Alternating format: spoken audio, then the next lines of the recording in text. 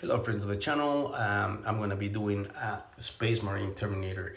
This is the way they look, and this is the way they are supposed to look. And as you guys can see, there's a difference, and many people are not happy with the way these guys look. So today I got this Terminator from eBay. I used Terminator from eBay, and we're gonna rescue this guy and try to bring him back to life. It came just the way you see it right now. One arm, it didn't have the other arm, so I'm gonna put another new arm, and I'm gonna disassemble this guy right now to make sure that we can do a new job on this guy. First thing that we're gonna be doing is I'm gonna be doing taking the model off the base that it came with when I bought it from eBay, and be very careful when you do this. The reason I do this is because I do not follow the instructions when I come to attaching models to the bases. I think it limits the amount of possibilities that you have to give this guy a better pose. So in most cases, I do my own thing and I don't follow the rules when it comes to attaching these models to their bases. So I was able to separate this guy from the base, and I think they use super glue for this. And now I'm going to be cleaning after disassembling the upper part and just taking off the head, which it was kind of hard because they put a lot of super glue.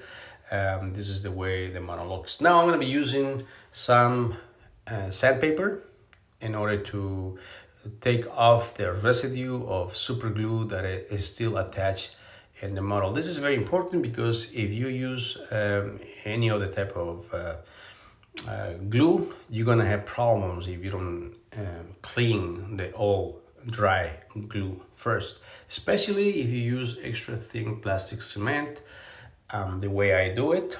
So I always make sure that I clean when I disassemble models as much as I can. And this is the tube that I'm going to be using. Make sure that it fits just the way you see right now. It can't be too big. If it is bigger than this, you're going to have problems connecting to the upper part of the model, the torso. So I'm going to be cutting the tube, the polystyrene tube, using the saw, trying to be as careful as possible. And sometimes it doesn't come straight, and this is the case when you have to use sandpaper, in this case to P220, which is kind of coarse, to make sure that everything is flat on both sides. So we're gonna be sanding the spacer, taking off the excess and making sure that it is very flat. So remember that this is very important because the upper part and the legs are going to be attached to each other using this middle section that we're going to add to the model. And I think it's done. The size for this specific job, I think is 3.5 millimeters. That's what I cut. I don't suggest doing more than 4 millimeters when it comes to the size of the spacer, when it comes to how tall it is. So 3.5 millimeters, maybe 4 millimeters, even 3 millimeters can be okay, but I think 3.5 millimeters is gonna be just perfect. What I'm doing right now is just using the hobby knife. I'm taking off the paint that is in the edge of the joint, because that is the part that I'm going to be using to put the spacer. If you have any problems with trying to fix all models, just make sure that this part is very clean, even if you have to use a file the way I'm doing it right now. And so far I think it's ready. Yep, everything has been cleaned. And what we're going to be doing right now is testing to see the how can we improve the way I'm going to be placing this model on top of the base. And this is the way I want to put the model, very straight up. But as you guys can see, the way the model is, I'm going to have to make some adjustments, putting maybe some plastic under the feet in order to make the model stand up straight. I have cut some plastic. You can use small pieces of sprue, you can plastic card, and any other thing in order to make the model stand up. Just try different pieces in order to find out which piece is going to help you to make the model stand up in a proper way. What I want is the model to be standing up straight up. I mean, as possible. This is gonna give me a better pose in the model. It's gonna make the model look better. And I really put emphasis. I really put a lot of emphasis in this part. To me, it's probably the most important part of the building process when it comes to the model, because anything that you do on top of the model is gonna be affected by the way you base the model and the pose that you achieve in the legs. If you achieve a bad pose, not realistic pose, it's gonna affect anything else you do in the rest of the model. The head, the torso, the arms, and the complete vibe of the model. So I put a lot of care and a lot of attention to this part of the building process, basing the model. That's one of the reasons I don't like pinning models, and that's one of the reasons I like putting my models on the base and then basing the base, putting the sand and all the details. But first, I like to attach the leg to the base and to see and start imagining in my mind, just getting the picture of how this model is gonna look. Make sure that the model is straight up the way you see over here. And later I'm gonna show you examples of how I do it compared to the way the instructions say that you have to do it. I'm gonna use right now a rod over here to see how straight it is, and that's what I'm trying to achieve, a very straight up pose when it comes to the legs, because I'm gonna build the torso and everything else on top, and I want the model to be taller and more imposing. I use Tamiya extra thin plastic cement glue. If you want to see how I do this, I have a video that I explain the way I use this glue, and I really like this because it kind of joins together both parts. It joins and covers the small pieces of plastic that I put in order to achieve the pose of the models, and later it's just very easy to hide these things with sand, and it really gives the model a very realistic ground effect, like he's almost just standing in real ground. And you're gonna see later when I apply different aspects to the base, how well everything blends in one thing. You guys can see what I have done to achieve the good pose in the model. And using the glue, just very carefully without touching the feet, try to squeeze some of the glue inside, and it's looking good so far. This is gonna dry and it's gonna bond the model, the legs of the model, to the base.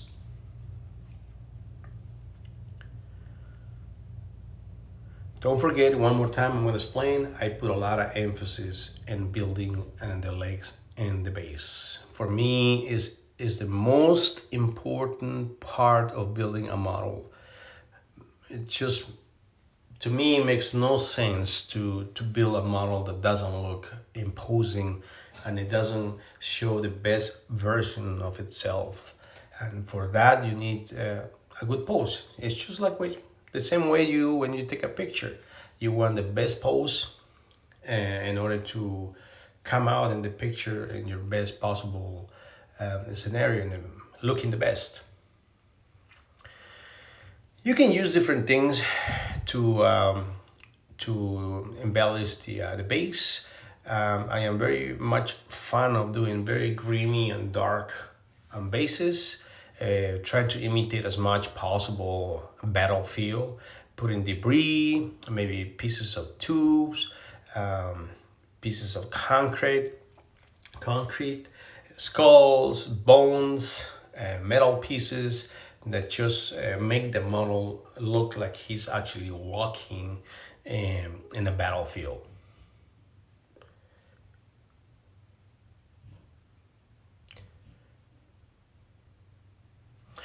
One of the things that I like to do, I don't like to do very tall bases and put very big, very big details in front of the model, because I don't want the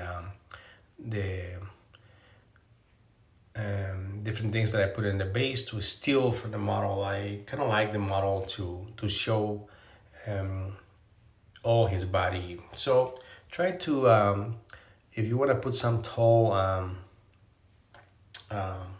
details or embellishments in the base, make sure that they are in the side of the model and they don't cover the front part of the model. And then using the sand, you can use also Elmer's glue for this, but I like to use Tamiya extra thin plastic glue, and then make it bond with the sand, and it creates one very solid base that is going to last you for a long time. And one more time, I explained that I am not really a fan of pinning models into bases. For the simple reasons that it doesn't give you a very, for the most part, it doesn't give you a very natural look. It kind of sometimes make you feel like the model is just floating in the base, and I can see that. I don't know if some people don't care. Now, if you don't care, but remember that this video is for the purpose of making a model look more realistic.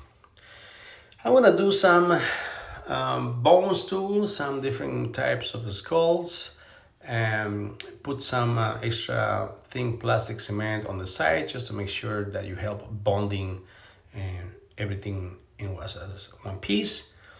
And now I'm going to be putting the spacer, and just pay attention that it fits perfectly. And that's what you want. You don't want nothing bigger than this, because if you do that, then it won't fit. It won't connect to the upper part of the body. I'm also going to be putting some glue inside so I can help bond the spacer very well to the model. And then I'm going to fill it up with plastic glue, which is going to go into the cracks and make the spacer really well attached to the legs.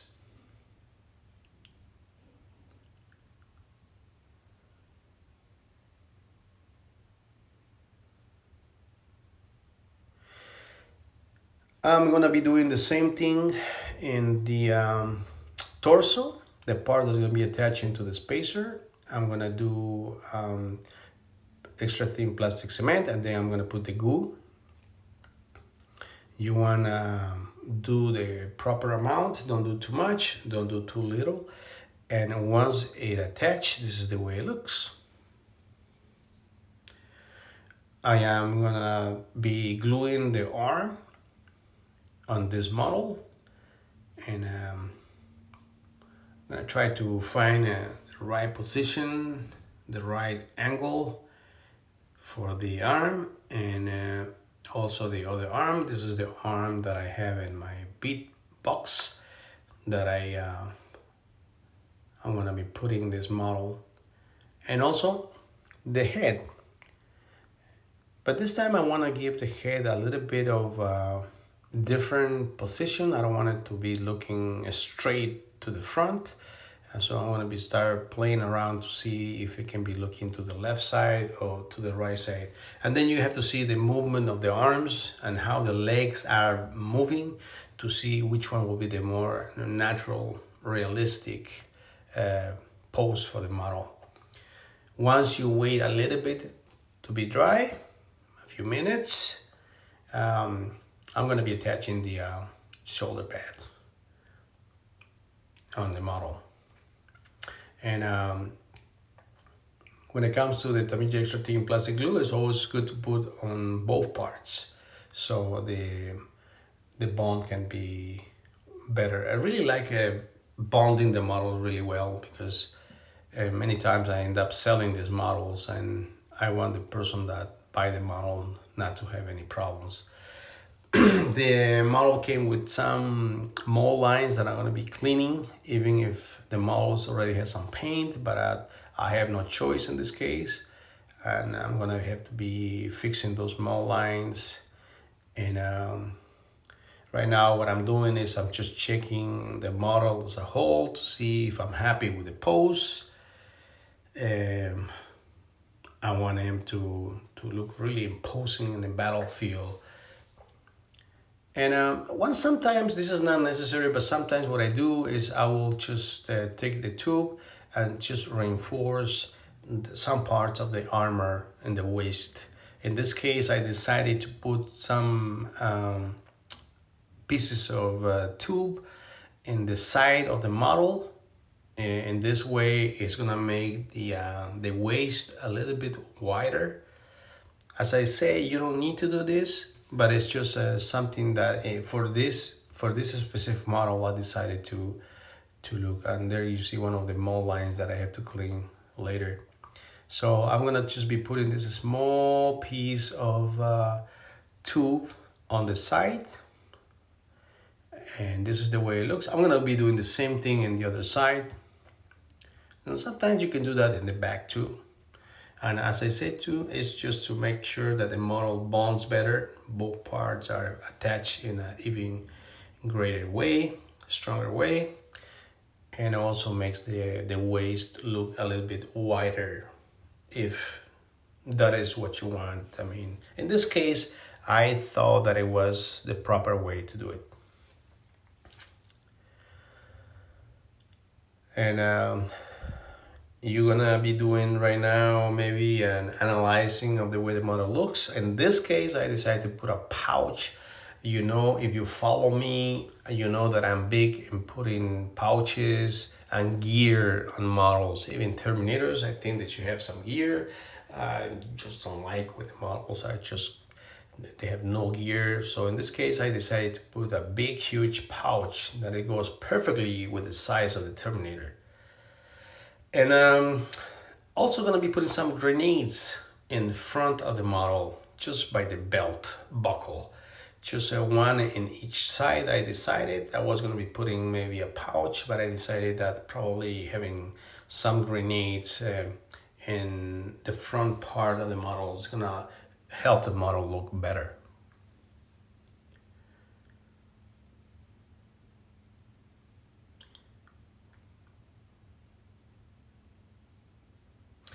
And in this case, you guys can see right away, just try to make sure that both pieces look good and they really flow well with the movement of the body and the way he's walking.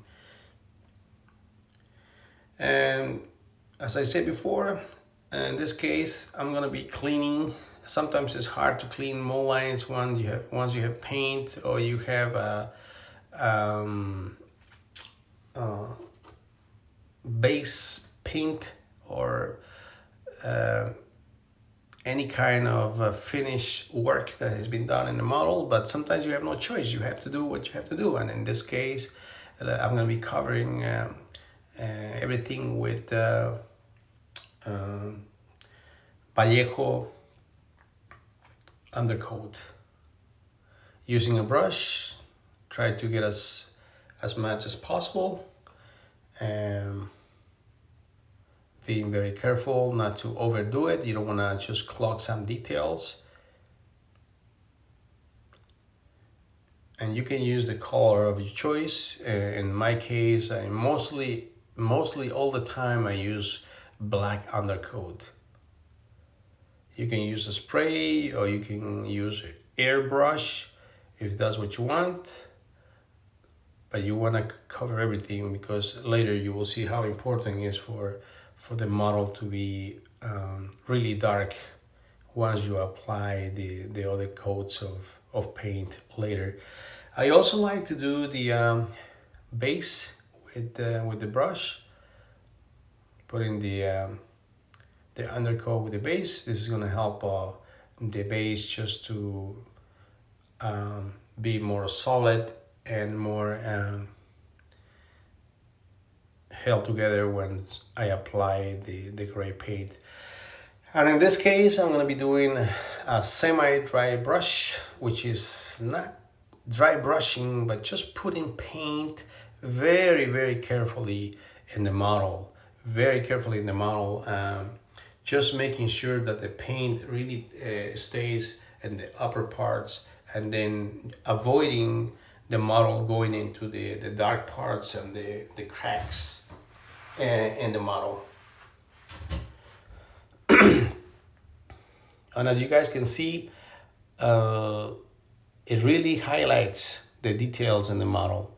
So those dark places that you see are gonna stay dark, and then you're gonna have the higher parts and the details that are just gonna stay dark. What I'm gonna be doing now after it dries, wait maybe 5-10 minutes so it can be dry, and using black ink, 1 drop to 5 drops of black ink to water ratio. Just do a wash, making sure that the black ink wash just goes into these recesses and then goes into the details. And this is going to help us to create more contrast even in the model.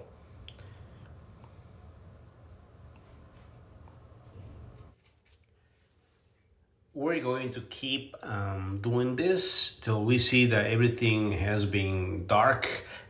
This process also helps with mitigating and kind of like fusing the colors in the model, so you have a more contrast between the models, but also you are just kind of like softening the paint that you have applied on top. And do this. You can repeat this process many times, and you can also play with how dark you want the wash to be. It will depend on how you want to paint the models, what kind of paints you want to use. You want to be using contrast paint, you want to be using regular paints, and you're going to be doing airbrush. It all depends on that. And once the model has dry, make sure that the model has dry. We're going to be using white paint in this case, but repeat, make sure the model is dry. Do not do this if the model is still wet. I'm going to be doing the same thing I did before. The only difference that I'm going to be doing with white paint, and it's going to be softer, a very more delicate touch. Really being careful not to put any paint in the lower parts and the cracks. Be very careful. We're going to be doing the same thing that we did before, just in a more delicate way.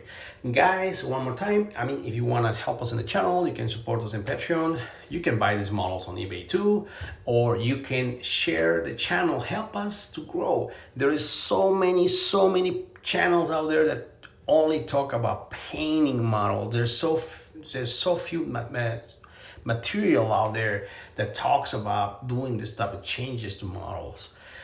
As a matter of fact, to me, I like painting models, but in my opinion, if the model is not gonna look great, I mean, I don't even understand why waste your time, especially if you want to make models for display purposes. I mean, build the model right. Come on, just do it right. Some paint jobs are amazing, but the model that they pick is just, I don't want to say the word. But as you guys have seen in this video, just making few changes, you can make such a difference in models. And it is finished now, and now we're gonna be doing another black wash. Just do the wash. This time I'm gonna be doing maybe 6 drops of water with 1 drop of ink. You can do 7, 1. It all depends how soft you want. You can repeat this process. You can also use different paints. Doesn't have to be white. You can also use different colors of washes, brown, even blue if that's what you're looking for. But just be careful and do this thing, making sure that you mitigate those high places, kind of like fusing the model into one. And then the model's gonna be ready to be painted. This is the way the model's looking so far, guys. I'm very happy. I mean, it is day and night. If you compare this guy with a model, this is a model, for example, that is being built. Look the legs, look the feet of this model. This is the way the instructions tells you how you're supposed to glue the model to the base, and it sucks. I don't like it. I mean, I never do this because it gives your model such a bad pose, and it affects everything else. And if you combine that with putting the spacer, you cannot raise the head on this Terminators. But if you do the changes that you have seen so far, I mean, just take a look for 1 minute the difference between both models. It's day and night. This is the way he fares with a Mark III GW Space Marine from the plastic kit. And you can see right away the big difference. And not only is it more imposing, the size has been increased, it looks better, and as I said before, the guy is ready to be painted with any paint that you choose. Now you have an excellent, really nice looking Marine that you're gonna love to paint. Subscribe to the channel, guys, ring the bell.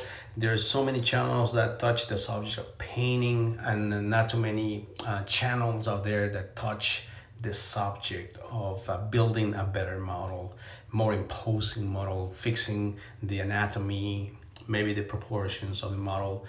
This model is probably over, maybe I would say like, I'm gonna say the size over there, but it really has increased almost 2 inches from the base, maybe almost getting close to 2 inches. In height. But not only is the height, so it's not only the size, it's also the pose of the model and how imposing, how realistic it looks. I also take pictures of these models, and I mean, it looks like artwork. Subscribe to the channel, guys, ring the bell, share the channel so we get more views and more people. This information can reach more people. If you have any questions, put it in the comment section, and I'm gonna see you in the next video. Bye bye.